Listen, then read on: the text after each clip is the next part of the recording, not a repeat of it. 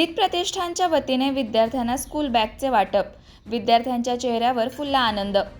ग्रामीण भागातील विद्यार्थ्यांना शिक्षणासाठी प्रोत्साहन मिळावे, त्यांच्या शैक्षणिक गरजा पूर्ण होण्यास हातभार लागावा आणि विद्यार्थ्यांमध्ये शिक्षणाची गोडी निर्माण व्हावी या उद्देशाने जित प्रतिष्ठानच्या वतीने सामाजिक उपक्रम राबवण्यात आला. जित प्रतिष्ठानचे अध्यक्ष डॉक्टर अभिजित घोरपडे यांच्या पुढाकारातून जिल्हा परिषद प्राथमिक शाळा क्रमांक 1, जिल्हा परिषद प्राथमिक शाळा क्रमांक 2 तसेच अंगणवाडीतील विद्यार्थ्यांना स्कूल बॅगचे वाटप करण्यात आले. या उपक्रमासाठी डॉक्टर अभिजित घोरपडे हे प्रमुख पाहुणे म्हणून उपस्थित होते. त्यांच्या हस्ते विद्यार्थ्यांना स्कूल बॅगचे वाटप करण्यात आले. नवीन स्कूल बॅग मिळाल्याने विद्यार्थ्यांच्या चेहऱ्यावर आनंद दिसून येत होता. विद्यार्थ्यांनीही या उपक्रमाबद्दल आनंद व्यक्त केला. विद्यार्थ्यांच्या शिक्षणासाठी केवळ शालेय शिक्षणच नव्हे तर त्यांना आवश्यक साधनसामग्री उपलब्ध करून देणेही महत्त्वाचे आहे. ग्रामीण भागातील अनेक विद्यार्थ्यांना शैक्षणिक साहित्याची आवश्यकता असते. ही गरज लक्षात घेऊन जित प्रतिष्ठानच्या माध्यमातून विद्यार्थ्यांना स्कूल बॅग देण्याचा उपक्रम राबवण्यात आला. या उपक्रमामुळे विद्यार्थ्यांना शाळेत जाण्यासाठी एक प्रकारे प्रोत्साहन मिळणार असून त्यांच्या शैक्षणिक प्रवासातही त्यांचा उपयोग होणार आहे. या कार्यक्रमास युवा उद्योजक तुषार भोसले, तंटामुक्ती समितीचे अध्यक्ष शिवाजी पाटील, अण्णा पाटील यांच्यासह जिल्हा परिषद प्राथमिक शाळेचे मुख्याध्यापक, शिक्षक, अंगणवाडी सेविका तसेच विद्यार्थी मोठ्या संख्येने उपस्थित होते. यावेळी उपस्थित मान्यवरांनी विद्यार्थ्यांना मन लावून अभ्यास करण्याचा, आपल्या आई-वडिलांचे आणि शिक्षकांचे नाव उज्ज्वल करण्याचा संदेश दिला.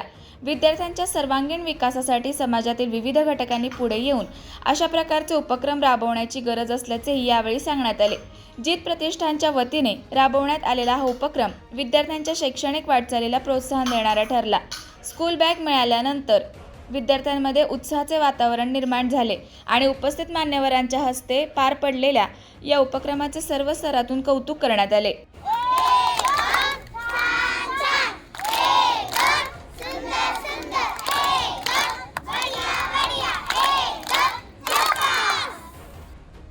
उपस्थित असलेले सर्व शिक्षक वृंद, मुख्याध्यापिका, पत्रकार बंधू आणि माझ्या समोर असलेले सर्व स्टाफ असतील,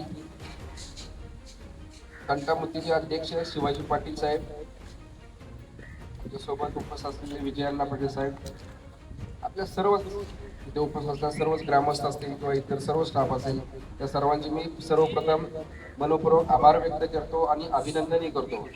आज त्यांनी आम्हाला या ठिकाणी जिल्हा परिषद प्राथमिक शाळेमध्ये आवर्जून बोलवलं. आजचा हा जो कार्यक्रम आहे आपला दप्तर वाटपचा, सगळ्यांनी समोर आता काही विद्यार्थ्यांना दप्तर वाटप केलेलं आहे आपण, बरोबर. आमच्यातर्फे सर्व विद्यार्थ्यांना, लक्ष द्या इकडे, सर्व विद्यार्थ्यांना दप्तर वाटप केलेलं आहे. आता जास्तीचा वेळ नाही घेता, कारण तुम्हाला सर्वांना आता लसीकरण दिलेलं आहे. ऊन आहे, उन्हात तुम्ही बसलेला आहात. जास्तीचा वेळ न घेता 2 मिनिटात आपण संपूया. तुम्ही आता 4 संकल्प करायचे, 4 ते 5 संकल्प करायचे. तुम्हाला दप्तर वाटप झालं आमच्या फाउंडेशन तर्फे. 4 संकल्प कुठले करणार तुम्ही? तर रोज सकाळी वेळेवर शाळेमध्ये यायचं.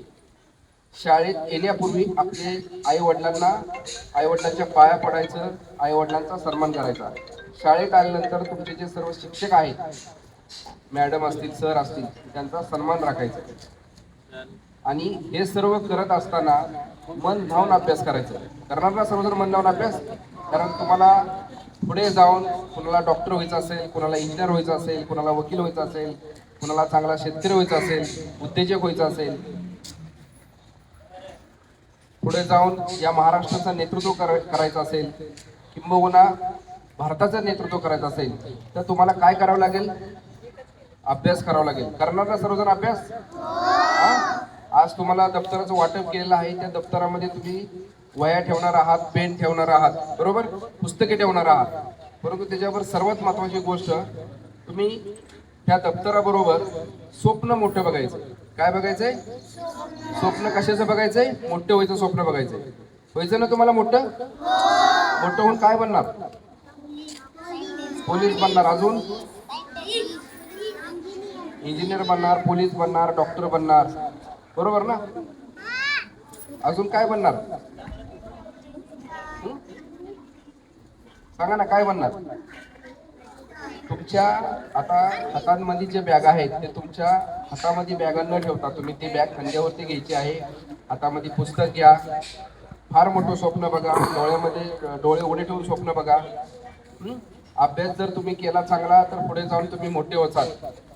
आणि माझा सर्व शिक्षकांना एक संदेश आहे, कारण आपल्या ह्या जिल्हा प्राथमिक शाळेमध्ये मुलांमध्ये फार मोठी गुणवत्ता आहे. त्यांना गरज आहे आपल्याला प्रोत्साहन करण्याची, त्यांना गरज आहे आपल्याला एक चांगलं शिक्षण देण्याची, एक चांगला सल्ला देण्याची.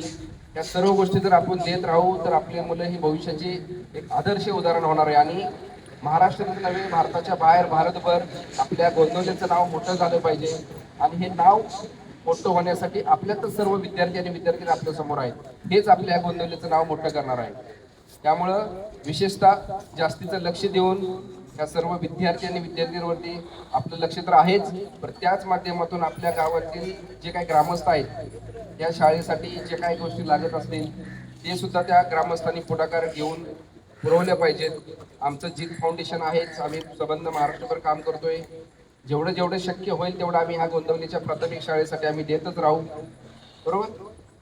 तर आता जास्तीचं न बोलता घेता मी पुन्हा एकदा सर्व शिक्षक वर्गांचे इथे उपस्थित असलेले सर्वांचे मी अभिनंदन व्यक्त करतो आणि थांबतो. जय हिंद, जय महाराष्ट्र. अशाच नवनवीन अपडेट्ससाठी आमच्या खबर गावाकडची या चॅनेलला सबस्क्राईब करा. आमचे व्हिडिओ लाईक करा आणि शेअर करा. धन्यवाद.